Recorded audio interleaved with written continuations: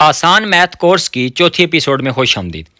इस एपिसोड में हम सीखेंगे कि किसी भी डिजिट की फेस वैल्यू क्या होती है, किसी भी डिजिट की प्लेस वैल्यू क्या होती है और एक्सपेंडेड फॉर्म क्या होती है। तो सबसे पहले हम देख लेते हैं कि फेस वैल्यू की तारीफ क्या है, ये होती क्या है। What is face value? The face value of A digit is the digit itself.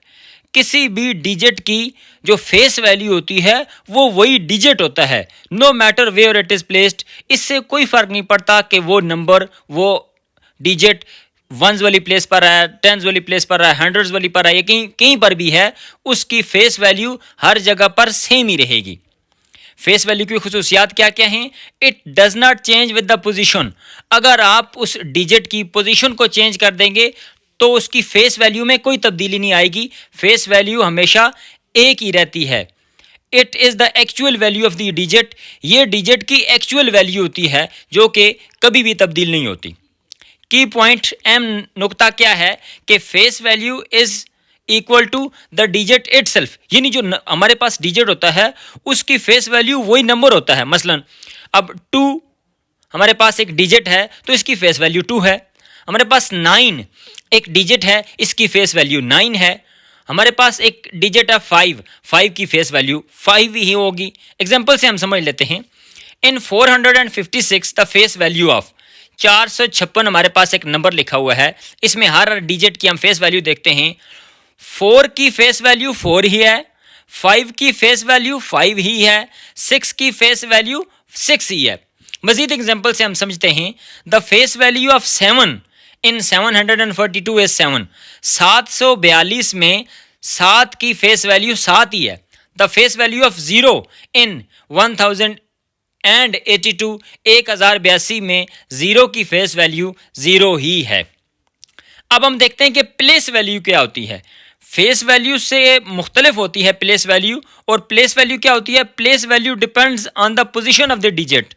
ऊपर हमने फेस वैल्यू में पढ़ा था कि जब भी किसी नंबर में किसी डिजिट की पोजीशन को चेंज करेंगे तो उसकी फेस वैल्यू में तब्दीली नहीं होगी। लेकिन प्लेस वैल्यू क्या होती है कि प्लेस वैल्यू का ताल्लुक ही उस डिजिट की पोजीशन पर होता है। It tells us how much a digit is worth based on its place. Place value हमें बताती है कि अपनी प्लेस के लिहाज से उस डिजिट की वैल्यू क्या है, उसकी कीमत कितनी है। प्लेस वैल्यू को निकालने का, फाइंड करने का फार्मूला क्या है कि digit multiplied by value of its place, यानी जो हमारे पास डिजिट है उसको हमने उसकी प्लेस की वैल्यू से मल्टीप्लाई कर देना है। अब प्लेस की वैल्यू हमारे पास मुख्तलिफ होती है। मसलन जो हमारे पास डिजिट वंस वाली प्लेस पर होगा उसकी जो वैल्यू होगी वो वंस होगी। जो टेंस वाली प्लेस के ऊपर होगा टेंस होगी, हंड्रेड्स पर हंड्रेड्स, थाउजेंड पर थाउजेंड्स, 10,000 पर 10,000 और इसी तरह ये सिलसिला चलता रहता है। एग्जाम्पल से हम प्लेस वैल्यू को समझते हैं।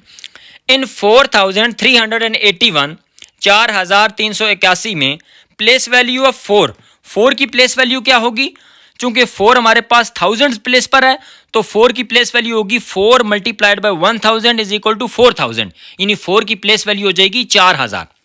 प्लेस वैल्यू ऑफ 3 चूंकि 100 प्लेस के ऊपर है तो place value of 3 will be equal to 3 multiplied by 100 is equal to 300। Place value of 8 की प्लेस वैल्यू 8 चूंकि हमारे पास टेंस वाली पोजीशन पर है तो place value of 8 will be equal to 8 multiplied by 10 is equal to 10 8s are 80। Place value of 1 चूंकि once वाली place के ऊपर है तो 1 multiplied by 1 is equal to 1। अब हमारे पास जो प्लेस वैल्यू के दो मशहूर सिस्टम्स हैं। प्लेस वैल्यू सिस्टम्स में एक सिस्टम है हमारे पास इंडियन प्लेस वैल्यू सिस्टम और दूसरा है international place value system. Indian place value system क्या होता है कि इसमें हमारे पास होता है वंस, टेंस, हंड्रेड्स, थाउजेंड्स, 10,000 और उसके बाद होता है लाख्स, फिर 10 लाख्स, फिर करोड़, फिर इसी तरह 10 करोड़ और ये सिलसिला आगे चलता रहता है। जबकि इंटरनेशनल प्लेस वैल्यू सिस्टम जो आमतौर पर मशहूर है, जो पूरी दुनिया में चलता है, वो क्या है? Ones, tens, hundreds, thousands, 10,000। यहाँ तक तो ये इंडियन सिस्टम की तरह है।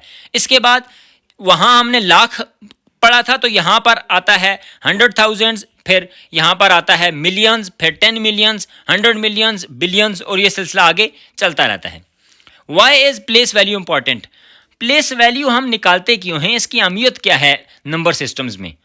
Place value helps us read and write large numbers, जो बड़े बड़े नंबर्स होते हैं हमारे पास उनको ये लिखने में और फिर उनको समझने में पढ़ने में ये मदद फराहम करता है। इंपॉर्टेंट इन मैथ ऑपरेशंस, जो मैथमेटिकल ऑपरेशंस होते हैं जैसे एडिशन होता है, सब्ट्रैक्शन होता है, मल्टीप्लिकेशन होती है, डिवीजन होती है, ये उसमें हमारे लिए हेल्प करते हैं। Used in decimals, money, measurement and data handling, जो हम रियाजी में मुख्तलिफ तरह की चीज़ें देखते हैं कि डेसिमल्स होते हैं, पैसों का हिसाब किताब होता है, चीज़ों की लंबाइयाँ वगैरह हम मालूम करते हैं। इसी तरह जो हमारे पास इंफॉर्मेशन होती है उसको हम मुख्तलिफ ग्राफ्स वगैरह की शक्ल में ज़ाहिर करते हैं। तो ये प्लेस वैल्यू हमें इन सारे अवामिल में मदद देती है। तीसरी चीज़ जो हमने पढ़नी है वो ये है कि what is expanded form. Expanded form किसी भी नंबर की क्या होती है? Expanded form means writing a number by showing the value of each digit according to its place. Expanded form का मतलब यह है कि हमारे पास जो नंबर लिखा हुआ है उस नंबर में हर एक डिजिट की अपनी अपनी प्लेस वैल्यू है। किसी की वंस है, किसी की टेंस है, किसी की हंड्रेड्स, थाउजेंड, 10,000 है। तो अगर उन प्लेस वैल्यूज को अलग अलग करके लिखा जाए तो इसको हम कहते हैं एक्सपेंडेड फॉर्म, यानी फैला कर लिखना, वाजे करके, खुला खुला करके लिखना। मिसाल से हम समझते हैं, एग्जांपल हमारे पास नंबर है हमारे पास 3482। अब हम देख रहे हैं कि जो 3 है वो चूंकि 1000 वाली प्लेस के ऊपर है तो 3 की प्लेस वैल्यू हो जाएगी 1000। 4 100 वाली प्लेस के ऊपर है तो 4 की वैल्यू हो जाएगी 400। 8 टेंस वाली प्लेस के ऊपर है तो 8 की प्लेस वैल्यू हो जाएगी 80। और 2 वंस वाली प्लेस के ऊपर है तो 2 की प्लेस वैल्यू हो जाएगी 2। अब हम इनको एक्सपेंडेड फॉर्म अलग अलग करके कैसे लिखेंगे? 3000 जमा 400 जमा 80 जमा 2। तो ये जिस फॉर्म में हमने लिखा है इसको कहते हैं एक्सपेंडेड फॉर्म। दूसरी मिसाल देख लेते हैं। नंबर हमारे पास 76,209, 76,209, ये हमारे पास एक नंबर है। एक्सपेंडेड फॉर्म क्या होगी? 70,000 प्लस 6,000 प्लस 200 प्लस 0 प्लस 9। अब आप यहां पर एक चीज गौर से देखिएगा कि एग्जांपल नंबर 1 में हमने 3 के बाद कामे का इस्तेमाल किया है। इसी तरह एग्जांपल नंबर 2 में हमने 76 के बाद कामे का इस्तेमाल किया है। और एग्जांपल नंबर 3 को भी देख लें कि इसमें हमने 90 के बाद कामे का इस्तेमाल किया है। तो कामा इस्तेमाल करने का फार्मूला क्या है, तरीकाकार क्या है, रूल क्या है कि हम राइट हैंड साइड से हर 3 डिजिट्स के बाद कामे का इस्तेमाल करते हैं। अब देखें आप पहली एग्जांपल में कि हमारे पास था 3482, राइट हैंड साइड की तरफ से हर 3 डिजिट्स के बाद हम कामे का इस्तेमाल करते हैं। तो पहली एग्जांपल में 284, इसके बाद हमने कामा का इस्तेमाल किया।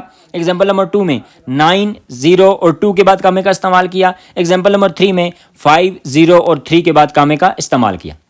एग्जांपल नंबर 3 को देखते हैं कि एग्जांपल नंबर 3 है हमारे पास विद जीरोस, नंबर है 90,305। एक्सपेंडेड फॉर्म क्या होगी इसकी? 9 की प्लेस वैल्यू है 90,000, 0 की है 0, 3 की है 300, 0 की है 0, 5 की है 5। तो हमने एक्सपेंडेड फॉर्म में इसको प्लस साइन के साथ लिख दिया। एम जो पॉइंट है, जो नुक्ता हमें समझना है यहाँ पर, don't skip the place value of 0, just right 0 और skip it while keeping structure. हमने 0 की अहमियत से वाकिफ होना है कि हम 0 की जगह 0 जरूर लिखेंगे। अगर हम 0 नहीं लिखेंगे तो फिर एक्सपेंडेड फॉर्म हमारी मुकम्मल नहीं हो सकेगी। Why is expanded form useful? Expanded form का इस्तेमाल कहाँ कहाँ होता है? Helps to understand number size, हमें जो हमारे पास जो नंबर का साइज होता है ये उसको समझने में मदद देती है। Useful in addition and subtraction, हम जो प्लस और माइनस के ऑपरेशंस परफॉर्म करते हैं किसी भी नंबर के ऊपर, ये उसमें मुआवनत देती है। Makes estimation and rounding off easier, जो हम एस्टिमेट करते हैं या राउंडिंग ऑफ हम इंशाल्लाह आगे पढ़ेंगे, उसमें ये आसानी हमें हमारे लिए पैदा करती है। स्ट्रेंथन्स प्लेस वैल्यू अंडरस्टैंडिंग, हमारे लिए प्लेस वैल्यू की तफहीम को समझने में ये मदद देती है। प्रैक्टिस क्वेश्चंस हैं आपके लिए कि find the face and place value of 2 इन 2134। 2134 में आपने 2 की प्लेस वैल्यू भी बतानी है और फेस वैल्यू भी बतानी है। Right the expanded form of 5067, 5067 की आपने एक्सपेंडेड फॉर्म लिखनी है।